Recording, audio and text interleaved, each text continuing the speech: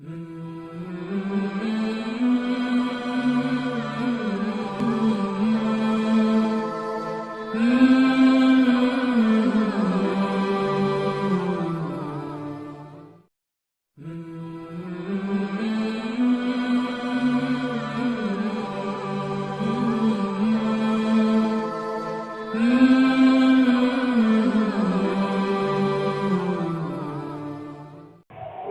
کے اندر موجود جتنی بھی محفلیں ہو سکتی ہیں، جتنی بھی مجلسیں ہو سکتی ہیں، جتنی بھی جگہیں ہو سکتی ہیں، ان تمام جگہوں، ان تمام محفلوں اور ان تمام مجلسوں میں سے سب سے بہتر مجلس میں اکٹھا کیا، اور وہ مجلس سب سے بہتر کیوں نہ ہو؟ کیونکہ اس مجلس کے اندر ہم کسی انسان، کسی جنات، کسی بھی بڑے سے بڑے دنیا کے اندر پائے جانے والے صاحب عہدہ و منصب کا کلام نہیں، بلکہ ہم اس رب العالمین کا کلام سمجھنے، پڑھنے اور اس میں غور و فکر کرنے کی کوشش کریں گے، جو رب العالمین سب کا پالن ہار ہے، سب کو پیدا کرنے والا ہے، سب کو روزی دینے والا ہے۔ اور ظاہر ہے کہ انسان جس طرح سے بڑا ہوتا ہے، اس کا مقام جس قدر بلند ہوتا ہے، ویسے ہی اس کی بات بھی بلند ہوتی ہے۔ اگر رب العالمین سارے بادشاہوں کا بادشاہ ہے، جیسا کہ قرآن میں ہے، قیامت کے دن کہے گا لمن الملک اليوم، آج کس کی بادشاہت ہے، سارے لوگ ڈھیر ہوں گے، اللہ خود ہی کہے گا للہ الواحد القہار، اللہ رب العزت کی بادشاہ۔ تو اس بادشاہ کے کلام کو ہم پڑھنے کے لیے حاضر ہوئے ہیں۔ حضرات، آج کے اس درس میں جو کہ پہلا درس ہے، اس میں ہم 3 چیزوں سے متعلق گفتگو کریں گے،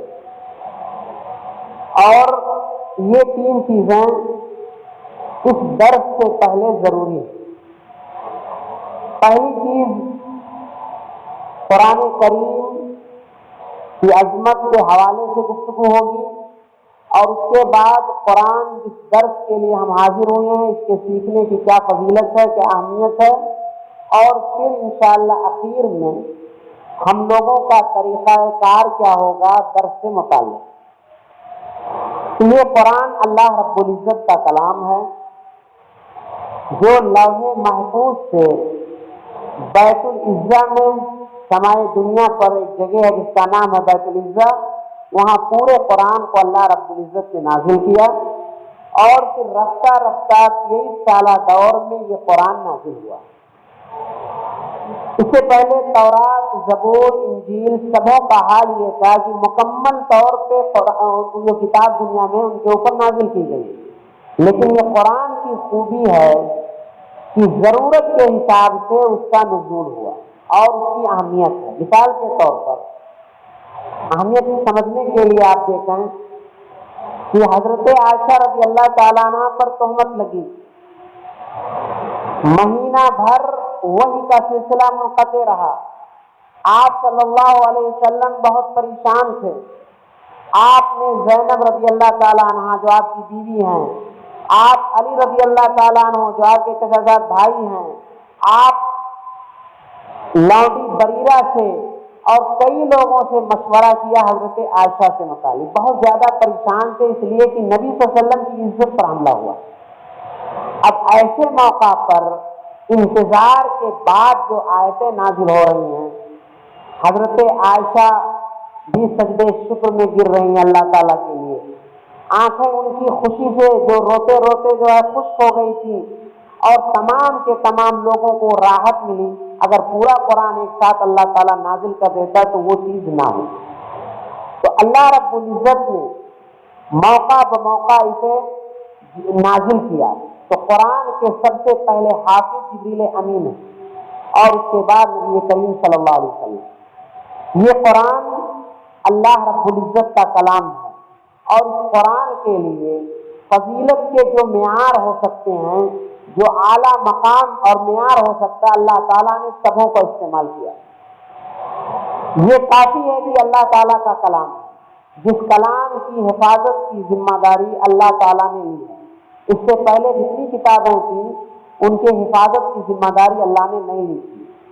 قرآن ہی نہیں بلکہ قرآن کی تفسیر کی بھی حفاظت کی ذمہ داری لی ہے، کیونکہ قرآن میں ہے اللہ کے نبی صلی اللہ علیہ وسلم کا ایک منصب بتایا گیا لِتُبَيِّنَ لِلنَّاسِ مَا نُزِّلَ إِلَيْهِمْ، آپ کو ہم نے اس لیے بھیجا ہے تاکہ اس قرآن کو واضح کر کے لوگوں کو بتلائیں جو احادیث کی شکل میں محفوظ ہیں۔ تو قرآن الفاظ اور معانی دونوں کے ساتھ محفوظ ہے، یہ اس قرآن کی خصوصیت ہے۔ اللہ رب العزت کا یہ کلام ہے۔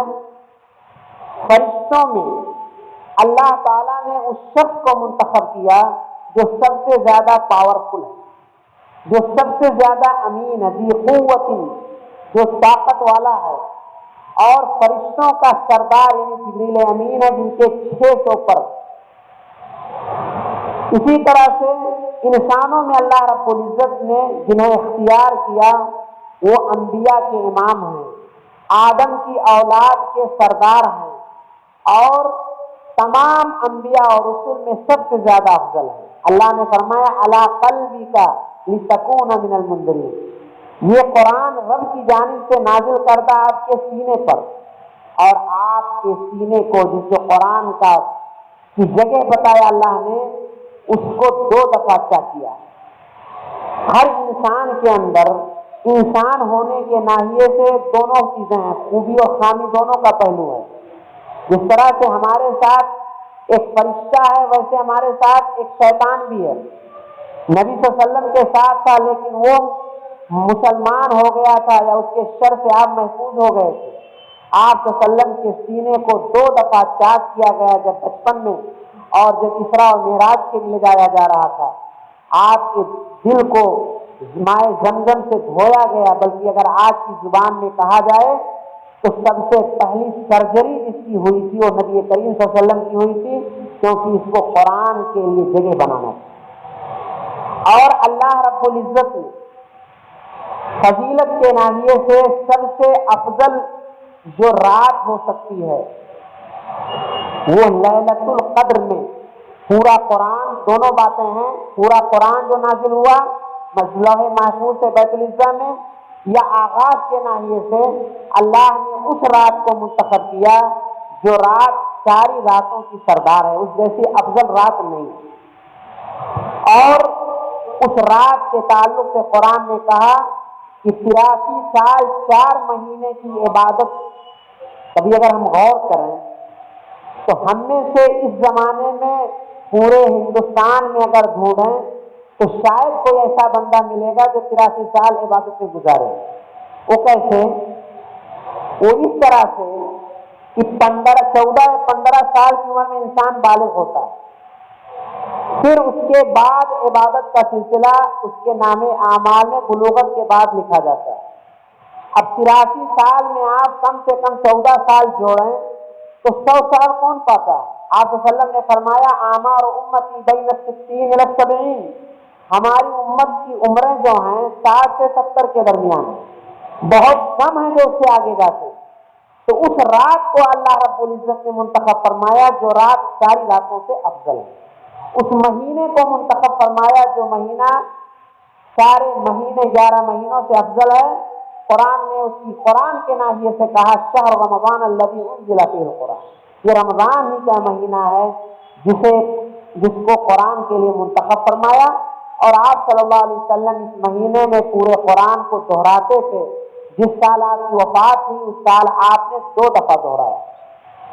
اور جس جگہ یہ نازل ہوا ہے آپ صلی اللہ علیہ وسلم یا تو مکہ میں تھے یا مدینہ میں یا اس کے ارد گرد تھے، جس جگہ کی فضیلت کے بارے میں ہم اور آپ جانتے ہیں۔ تو فضیلت کا یہ معیار، اگر ہماری زندگی میں یہ قرآن آ جائے سیکھنے کے ناحیے سے، سکھانے کے ناحیے سے، تلاوت کے ناحیے سے، عمل کے ناحیے سے، زندگی کے مسائل میں حل تلاش کرنے کے ناحیے سے، تو نبی صلی اللہ علیہ وسلم کے فرمان کے مطابق خیرکم من تعلم القرآن وعلمہ، ہم اور آپ یہاں اکٹھا ہوئے ہیں، اللہ رب العزت نے کسی تجارت کرنے والے، کسی بزنس مین کو، کسی انجینئر، ڈاکٹر، دنیا کے اندر جتنے بھی لوگ ہیں عہدے اور منصب کے ناحیے سے، ایجوکیشن اور تعلیم کے ناحیے سے، ان تمام کو نہیں، بلکہ کہا خیرکم من تعلم القرآن وعلمہ، تم میں سب سے بہتر وہ ہے جو قرآن سیکھے اور سکھائے۔ اس حدیث کے جو راوی ہیں ان کا نام ہے عبد الرحمن السلمی، کہتے ہیں اس حدیث نے مجھے ایک جگہ بٹھا کر رکھ دیا۔ حضرت عثمان رضی اللہ تعالی عنہ کے دور سے لے کر انہوں نے یہ سلسلہ جو شروع کیا قرآن کے سیکھنے اور سکھانے کا، یہ حضرت عثمان کے زمانے سے لے کر حجاج بن یوسف کے زمانے تک، اور اس مدت کو آپ دیکھیں گے تو 73 سال 3 مہینہ ہے۔ آپ تصور کیجئے کہ اتنی مدت میں وہ صاحب ایک جگہ بیٹھ کر صرف قرآن کو سیکھ اور سکھا رہے ہیں۔ یہ کتنی بڑی فضیلت کی بات ہے، کتنے بڑے مقام اور رتبے کی بات ہے۔ لہذا یہ قرآن اللہ کی کتاب جس طرح سے ہے، وہ ایسے ہی اللہ رب العزت نے اس کی عظمت کو بڑھانے کے لیے فضیلت اور بہتری کے جتنے اعلیٰ معیار ہو سکتے ہیں اس کو اللہ رب العزت نے منتخب کیا۔ یہ قرآن صرف کسی خاص طبقے، کسی خاص زمانے، کسی خاص گروہ کے لیے نہیں ہے، یہ ساری انسانیت کے لیے ہے۔ اور آپ صلی اللہ علیہ وسلم، اللہ رب العزت تمام جہان کا رب ہے، نبی صلی اللہ علیہ وسلم رحمت للعالمین ہیں، تمام جہان کے لیے رحمت بنا کے بھیجے گئے۔ ایسے یہ قرآن صرف مسلمانوں کی کتاب نہیں ہے۔ اسی لیے آئے دن ہم دیکھتے اور سنتے رہتے ہیں کہ لوگ قرآن کے مطالعے سے اسلام میں داخل ہو رہے ہیں۔ تو اگر یہ ایسی بات ہے تو ہم یہ بھی یاد رکھیں کہ ہمارے نبی صلی اللہ علیہ وسلم پہلے جو انبیاء آتے تھے کسی خاص گروہ، کسی خاص قوم، کسی خاص طبقے کے لیے آتے تھے، لیکن نبی صلی اللہ علیہ وسلم تمام انسانیت کے نبی ہیں، اور سارے انبیاء کو اللہ رب العزت معجزات سے نوازتا تھا۔ معجزہ کہتے ہیں کہ خلاف عادت کوئی چیز ان سے صادر ہوتی تھی کہ لوگ اس نبی کی حقانیت کو تسلیم کرتے تھے۔ مثال کے طور پر آپ نے پڑھا ہے اور سنا ہے کہ حضرت موسیٰ کو اللہ رب العزت نے عصا دیا تھا، وہی سانپ بن گیا تو جادوگر ایمان لے آئے۔ اسی عصا کے بارے میں اللہ رب العزت نے کہا، جب یہ لوگ وادی تیہ میں پہنچے تھے، کہا اس کو زمین پر مارو، نہیں بلکہ وہاں جب فرعون کے غرق ہونے کی بات تھی تو اسی کو مارنے کا حکم دیا اور اس میں راستہ بن گئے، لوگ نکل گئے۔ ایسے ہی نبی صلی اللہ علیہ وسلم کے کو کچھ معجزات دیے گئے تھے جو آپ کے زمانے تک محدود تھے۔ مثال کے طور پر حضرت موسیٰ نے پتھر پہ مارا تو اس میں 12 چشمے نکلے، جیسا کہ قرآن میں ہے۔ تو پتھر سے پانی نکلتے ہوئے ہم نے دیکھا اور سنا۔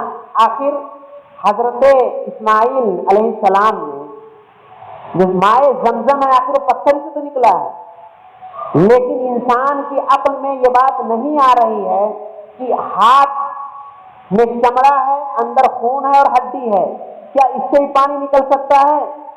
نبی کریم صلی اللہ علیہ وسلم کے معجزات میں سے ایک معجزہ یہ تھا کہ سورہ حدیبیہ کے موقع پر آپ کی انگلیوں سے پانی کا فوارہ نکل رہا تھا اور لوگ سیراب ہوئے۔ اور بہت اسی طرح سے ام معبد کی اونٹنی کے بارے میں جس کا تن خشک ہو گیا تھا ہجرت کے موقع پر تو اس سے دودھ نکلا۔ آپ صلی اللہ علیہ وسلم ایک کے گھر میں مہمان آئے یا کسی کے گھر آپ کی دعوت ہوئی، معمولی کھانے پر پورے کئی لوگ کھا لیے، تو اس قسم کے معجزات تھے۔ لیکن آپ صلی اللہ علیہ وسلم کی نبوت، آپ کی رسالت، آپ کی کتاب اور آپ کی شریعت قیامت تک کے لیے۔ یہی وجہ ہے کہ حضرت عیسیٰ علیہ السلام جب آئیں گے تو اپنی نبوت کا پرچار نہیں کریں گے، اپنی شریعت پر نہیں چلیں گے، بلکہ نبی صلی اللہ علیہ وسلم کی شریعت پہ چلیں گے۔ تو یہ قرآن، یہ آپ صلی اللہ علیہ وسلم کا معجزہ بھی ہے۔ چنانچہ اللہ کے نبی صلی اللہ علیہ وسلم نے فرمایا کہ مجھے ایک ایسا معجزہ دیا گیا ہے کہ مجھے امید ہے کہ اس سے بہت سارے لوگ اسلام میں داخل ہوں گے۔ چنانچہ حضرت عمر رضی اللہ تعالیٰ عنہ کے اسلام کا واقعہ ہم جانتے ہیں، قرآن کو سن کر کے مسلمان ہیں۔ طفیل بن عمر الدوسی، جن کے قبیلے سے ابو ہریرہ رضی اللہ تعالیٰ عنہ ہیں، جو خیبر کے موقع پر اسلام لاتے ہیں، یہ قرآن سن کر کے ان کے اسلام کا قصہ عجیب و غریب ہے۔ بہت بڑے شاعر تھے، بہت بڑے شعر کہنے والے تھے۔ ان کے بارے میں ان کو مکہ کے لوگوں نے کہا کہ ایک بندہ ہے، اس کی بات مت سننا۔ چنانچہ کان میں روئی ڈال کر کے خانہ کعبہ کے پاس رہتے تھے، طواف وغیرہ کرتے تھے، لیکن آپ کی بات نہیں سنتے تھے۔ بعد میں کیا ہوا، ایک دن ان کے ذہن میں خیال آیا کہ میں زبان کا ماہر ہوں، ان لوگوں کے بہکاوے میں کیوں آؤں؟ چنانچہ انہوں نے قرآن کو سنا اور مسلمان ہو گئے۔ جبیر بن مطعم مشہور صحابی ہیں، جنگ بدر کے موقع پر اسلام نہیں قبول کیے تھے۔ جو 70 قیدی مدینہ میں آئے تھے، ان کو چھڑانے کے لیے یہ مدینہ آئے۔ کہتے ہیں مغرب کی نماز کا وقت تھا، آپ صلی اللہ علیہ وسلم تلاوت کر رہے تھے سورہ طور کی، اسی میں آئے تھے ام خلقوا من غیر شیء ام هم الخالقون ام خلقوا السماوات والارض بل لا یوقنون۔ یہ آیت جب سنے تو بیان کرتے ہیں اس وقت ایسا لگ رہا تھا کہ یہ آیتیں میرے کلیجے کو پھاڑ دیں گی، اور بعد میں یہی ان کے اسلام کا سبب بنی۔ تو اس قسم کے بہت سارے واقعات ہیں۔ مدینہ کو جو فتح کیا تھا مصعب بن عمیر نے قرآن ہی کے ذریعہ، تو قرآن یہ نبی کریم صلی اللہ علیہ وسلم اس زمانے میں سائنسداں جو ہے، یہ علم جنین، یہ پیٹ میں جو بچہ مختلف مراحل سے گزرتا ہے، آج کل کے میڈیکل سائنس اس کو ثابت کرتے ہیں، قرآن نے 1400 سال پہلے بیان کر دیا۔ بہت ساری ایسی چیزیں ہیں قرآن میں ہے کہ سمندر میں آگ کا ذکر ہے، اور یہ عقل میں نہیں آ رہی ہے کہ پانی میں کیسے آگ لگے گی۔ آج کی میڈیکل سائنس نے آج کل کے تجربات اس چیز کو ثابت کر دیا ہے۔ تو بہت ساری سائنسی تجربات سے لوگ مسلمان ہو رہے ہیں۔ قرآن کا معجزہ، ہارون رشید کا نام سنا ہوگا، عباسی دور کا ایک بہت بڑا خلیفہ گزرا ہے۔ اس کے یہاں مختلف کانفرنسیں آج کل کی زبان میں پروگرام ہوتے تھے۔ تو ایک کانفرنس میں ایک یہودی آیا، اور وہ یہودی پڑھا لکھا تھا، اس کی رائٹنگ بہت اچھی تھی۔ وہ یہودی اس مجلس سے واپس گیا تو اس نے کہا کہ پہلے اس نے تورات کے 3 نسخے تیار کیے، جو یہودیوں کی کتاب ہے اس کے 3 الگ الگ کاپی تیار کی، اور اس میں اپنی طرف سے تحریف کی، اور ان کے عبادت گاہ میں لے گئے، اور لوگوں نے اچھی رائٹنگ کو ایسے ہاتھوں ہاتھ لے لیا۔ پھر انہوں نے انجیل کے 3 نسخے تیار کیے، اور وہ ان کے گرجا، ان کے چرچ میں لے گئے، اور وہ تینوں کیا ہے، ہاتھوں ہاتھ بک گئی۔ پھر اس نے قرآن کے 3 نسخے تیار کیے، اور اس میں کچھ گڑبڑی کی۔ چنانچہ جب وہاں مسلمانوں کے پاس لے گیا تو کسی نے نہیں لیا۔ تو یہ قرآن کریم کا معجزہ ہے۔ یہ قرآن جو آپ کے پاس ہے، اسے اللہ رب العزت نے 7 لہجوں پہ نازل کیا۔ اور آپ کو میں یہ بتاؤں، حضرت ابو بکر رضی اللہ کے زمانے میں قرآن کو اکٹھا کیا گیا، تو اس قرآن کو 7 قبیلے کے لوگ اپنے اپنے لہجے میں پڑھ سکتے تھے، اور اس لہجے میں معنی میں فرق نہیں پڑتا، الفاظ ویسے رہتے لیکن پڑھنے کا انداز الگ ہوتا تھا۔ لیکن بعد میں یہ ہوا، اور حدیث میں ہے کہ جب یہ اختلاف ہو تو تم لوگ قریش کے لہجے کو اختیار کرو، جو نبی صلی اللہ علیہ وسلم کا خاندان تھا اور ان کا لہجہ تھا۔ حضرت عثمان رضی اللہ کے زمانے میں ہمیں معلوم ہے کہ عثمان رضی اللہ کے زمانے میں یہ قرآن اکٹھا کیا گیا تھا، لکھا گیا تھا، اور مصحف عثمانی آج بھی ہے۔ اس زمانے میں یہ جو 7 لہجے تھے، 6 لہجوں کو ختم کر دیا گیا تھا اختلافات کی وجہ سے، کیونکہ لوگ اسلام میں داخل ہو رہے۔ پھر بعد میں قریش کے لہجے پہ لکھا گیا، اور اس کی کئی کاپیاں تیار کر کے مختلف علاقوں میں بھیجی گئی۔ آج کل اس قرآن کو آپ نے سنا ہوگا قراءت 7 یا قراءت 10، یہ جو 7 قرأتیں یا 10 قرأتیں ہیں، اس قرآن کو پڑھا جا سکتا ہے۔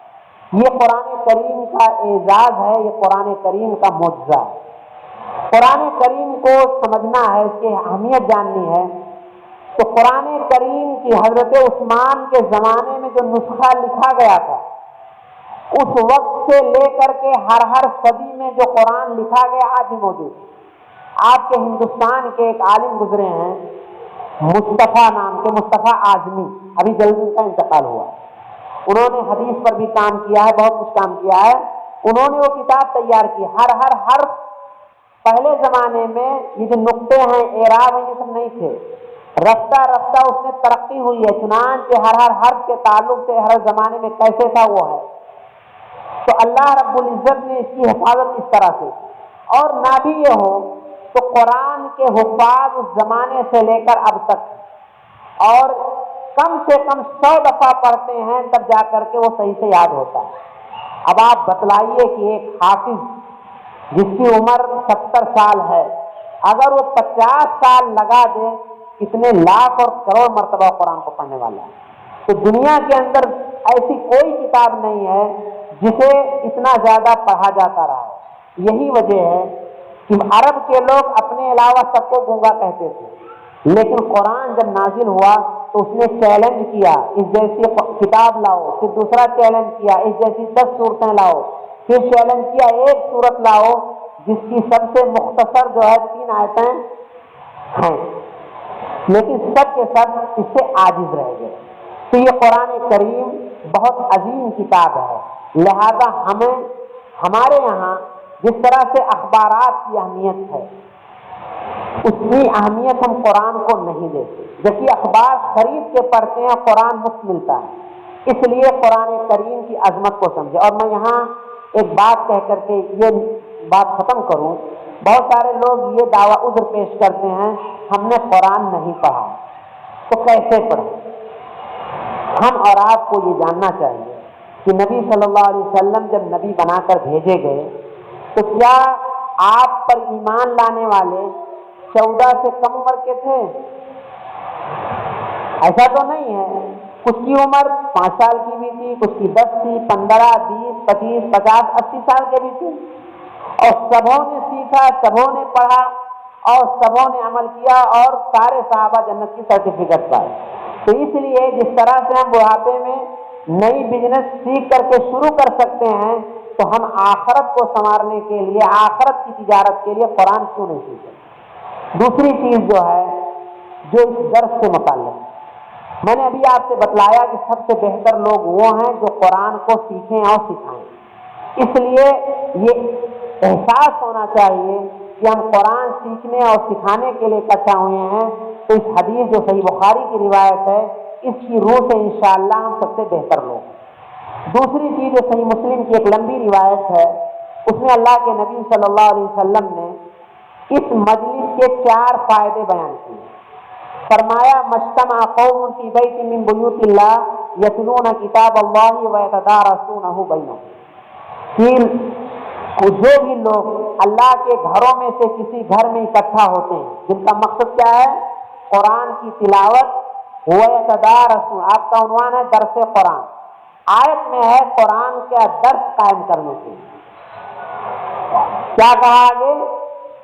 الا نزلت علیہم السکینہ وغشیتہم الرحمہ وحفتہم الملائکہ وذکرہم اللہ فی من عندہ۔ اگر ہمارا اللہ پر اور رسول پر ایمان ہے، اور یہ ایمان ہے کہ صحیح بخاری اور صحیح مسلم کی حدیث صحیح ہے، تو یہ 4 فائدے ذہن میں رکھ کر کے درس میں شریک ہوں اور لوگوں کو شریک کریں۔ پہلا فائدہ یہ ہے کہ اس مجلس کو فرشتے گھیر لیتے ہیں، اور فرشتے جب گھیرتے ہیں تو سوائے رحمت کے، مغفرت کی دعا کے اور کچھ نہیں کرتے۔ فرشتوں کا آنا یہ باعث رحمت ہے، اسی لیے حدیث میں آتا ہے اس گھر میں فرشتے نہیں جاتے جہاں تصویر لٹکی ہوئی ہو، جہاں کتے ہوں۔ تو فرشتے اس مجلس کو گھیر لیتے ہیں، بلکہ حدیث میں آتا ہے کہ سیر و سیاحت کرتے ہیں، لگے رہتے ہیں، اور اپنے لوگوں سے کہتے ہیں آؤ آؤ یہ ذکر کی مجلس ہے۔ لوگ وغیرہ میں نہیں جاتے، لیکن اس قسم کی مجلسیں اگر وہاں منعقد کی جائیں تو وہ فرشتے جو تلاشتے ہیں ایسی مجلسوں کو، کہتے ہیں کہ وہ آؤ یہ تمہارا مقصد حل ہو گیا، تمہاری جو ڈیوٹی لگی ہے یہاں پر ہے۔ تو فرشتے انہیں گھیر لیتے ہیں۔ دوسرا یہ ہے رحمت، غشیتہم الرحمہ، اللہ رب العزت کی رحمت انہیں ڈھانپ لیتی ہے۔ تیسرا فائدہ یہ ہے کہ نزلت علیہم السکینہ، اللہ رب العزت کی جانب سے سکون اور اسی طرح سے وقار اور عزت ان کے اوپر نازل ہوتی ہے۔ اور چوتھا اہم فائدہ جو بہت کم لوگوں کو حاصل ہوتا ہے وہ یہ ہے کہ ایسے لوگوں کو اللہ رب العزت اپنے قریبی فرشتوں میں ذکر کرتا ہے۔ آج کل اگر کسی کو یہ پتا چل جائے، سیاسی آدمی کو، کانگریس کا ہے یا کسی کا، فلاں لیڈر کے یہاں ہمارا ذکر ہوا ہے، پھولے نہیں سماتا ہے، بلکہ لوگ اپنا اسٹیٹس دکھانے کے لیے ان کے ساتھ سیلفی لے کر کے دکھاتے ہیں کہ میں راہل کے ساتھ ہوں، میں ابو عاصم اعظمی کے ساتھ ہوں، میں مایاوتی اور فلاں جو ہے کے ساتھ ہوں۔ اب آپ سوچئے اگر آپ کا ذکر خیر اللہ اپنے قریبی فرشتوں میں کرے، اس سے زیادہ خوش نصیب کون ہو؟ قرآن کے سیکھنے سے متعلق ابی بن کعب یہ بہت بڑے قاری تھے، قرآن کے جاننے والے، اور جاننے کا اندازہ آپ لگائیے۔ ایک دفعہ اللہ کے نبی صلی اللہ علیہ وسلم نے کہا قرآن کی سب سے عظیم آیت کون سی ہے؟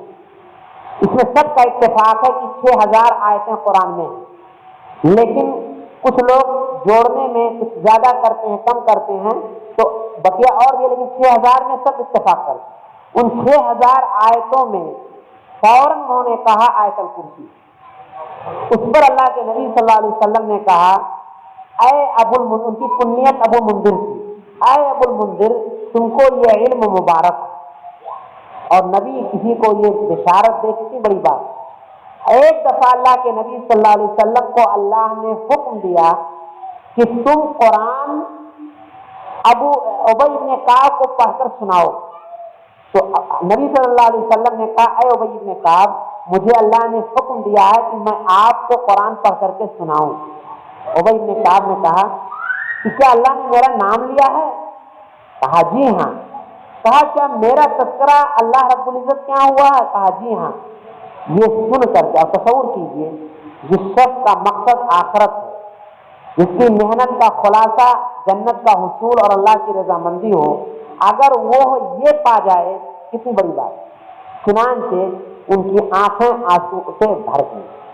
تو یہ ہے قرآن کریم۔ اور آپ کو یہ بھی بتاؤں کہ نبی صلی اللہ علیہ وسلم اور صحابہ کے زمانے میں کسی بھی کام کے لیے، کسی بھی عہدے کے لیے، کسی بھی ذمہ داری کے لیے قرآن کو مقدم کیا جاتا ہے۔ امامت کے لیے اسے آگے کیا جاتا ہے جو قرآن کو زیادہ جانے، زیادہ سمجھے۔ ایسے ہی عمر رضی اللہ تعالیٰ عنہ نے کئی کمیٹیاں بنائی تھیں۔ ایک کمیٹی تھی جس میں مشورے کی کمیٹی، اور اس میں بڑے بڑے صحابہ کو رکھتے تھے جو بدر میں، احد میں شریک ہوئے، جو عمر دراز تھے۔ اس میں انہوں نے عبداللہ بن عباس ایک چھوٹے صحابی تھے ان کو رکھا۔ لوگوں نے اعتراض کیا کہ جیسے تمہارے بچے بھی ہیں، کیوں ان کو رکھے ہوئے ہیں؟ حضرت عمر غصہ ہوئے اور امتحان لیا اور کہا اذا جاء نصر اللہ والفتح میں کیا اللہ تعالیٰ کہنا چاہتا ہے؟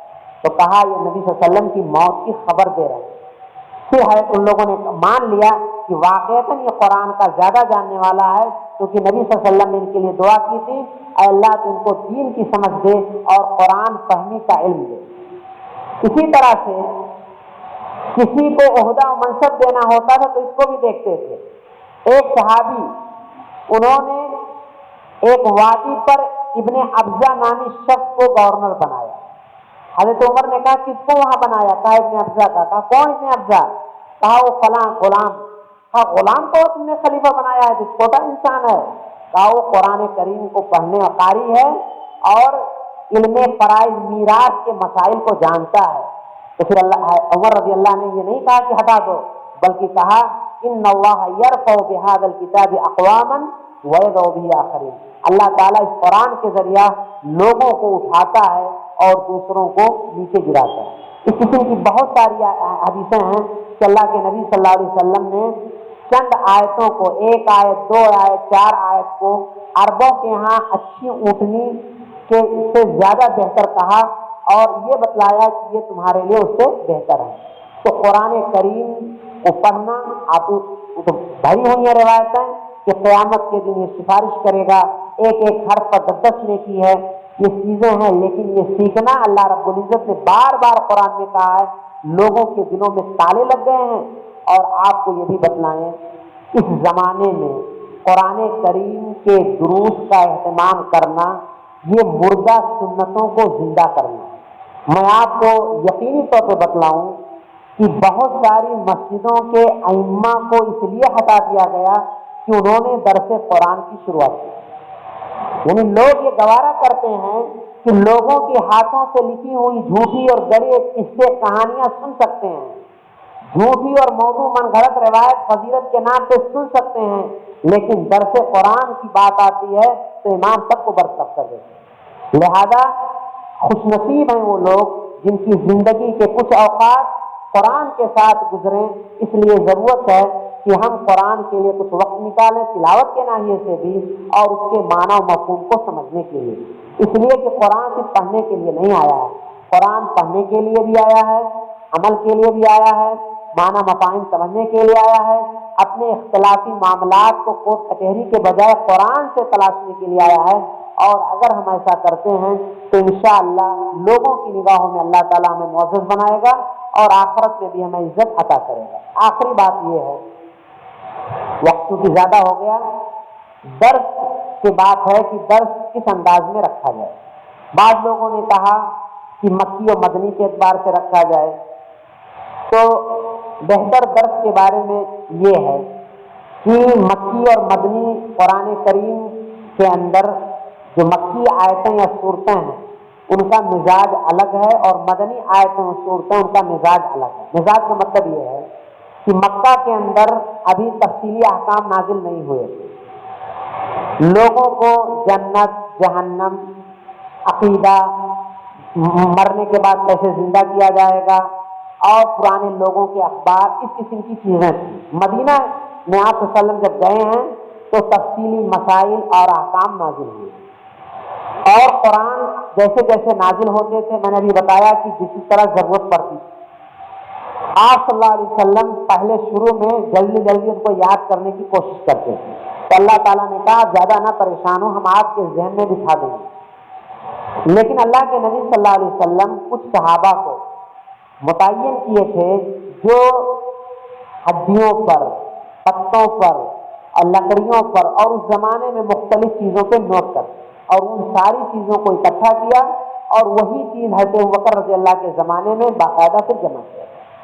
تو اللہ کے نبی صلی اللہ علیہ وسلم نے صحابہ سے یہ بتایا کہ اس آیت کو فلاں جگہ، اس آیت کو فلاں جگہ، اس سورت کو فلاں جگہ، تو پورا جو قرآن کی 114 صورتیں ہیں یہ ترتیب اللہ تعالیٰ کی طرف سے نبی کریم صلی اللہ علیہ وسلم کے ذریعہ ہوئی ہے۔ تو سب سے بہتر یہ ہے کہ ایک کنارے سے رہے، یہ زیادہ اچھا ہے، یا اگر خاص صورتوں کو کرنا ہے تو بھی ایک طریقہ ہے، یا قرآن کریم جیسے قرآن خاص صورتوں کا مطلب کیا ہے، جیسے سورہ بقرہ ہے، یا اسی طرح سے سورہ نور ہے، سورہ احزاب ہے، یا سورہ حجرات ہے، کچھ ایسی صورتیں ہیں جن کے اندر اللہ رب العزت نے بہت سارے ایسے مسائل و احکام بیان کیے ہیں جو ہماری زندگی، سورہ نساء ہے، لیکن بہتر یہ ہے کہ ایک کنارے سے رہے، اور جہاں احکام کی، اور کیونکہ آپ جانتے ہیں کہ قرآن کریم میں بہت ساری چیزیں مقرر بھی ہیں، مثال کے طور پر موسیٰ علیہ السلام کے واقعات کو مختلف جگہوں پہ مختلف انداز میں، تو جہاں موسیٰ علیہ السلام کا ذکر آئے گا یا عیسیٰ علیہ السلام کا ذکر آئے گا، کوشش کریں گے پورے قرآن کے اندر جو باتیں بتائی گئی ایک واقعے کے ناحیے سے آپ کے سامنے پیش کر دیے جائیں، دوبارہ پیش کر دیں تاکہ یاد آ جائے۔ ابراہیم علیہ السلام کی زندگی کے بارے میں مختلف پہلو ہیں، ابراہیم علیہ السلام کا ذکر آئے گا وہ کر دیں گے، تو بہتر یہ ہے کہ ایک ترتیب سے رہے تاکہ سب کو یاد رہے اور انسان کو یہ احساس ہو کہ ہم نے اتنی آیتوں کا یا اتنی صورتوں کا درس اس سال یا اس مہینے سیکھ لیا ہے، یہ بہتر ہے۔ اور یہ کہ فلاں مکی ہے فلاں مدنی ہے، تو ایک ہی صورت میں کچھ آیتیں مکی ہیں کچھ مدنی ہیں، پھر یہ یاد رکھنا یہ دقت کی بات ہوگی۔ اللہ رب العزت سے دعا ہے کہ الہ العالمین ہم تمام لوگوں کو ثابت قدم رکھے اور ہم تمام لوگوں کو توفیق دے کہ ہم قرآن کریم سے اپنا رشتہ مضبوط کریں، اور نبی صلی اللہ علیہ وسلم کے فرمان کے مطابق کہ قرآن والے قیامت کے دن اللہ والے ہوں گے اور اس کے خاص لوگ ہوں گے۔ اللہ رب العزت ہم لوگوں کو بھی اپنا والا بنا، اور قیامت کے دن نبی کریم صلی اللہ علیہ وسلم کے سائے تلے ہم لوگوں کو جنت میں جگہ عطا فرما، آمین، تقبل یا رب العالمین۔ انشاءاللہ سورہ فاتحہ سے شروع کیا جائے گا۔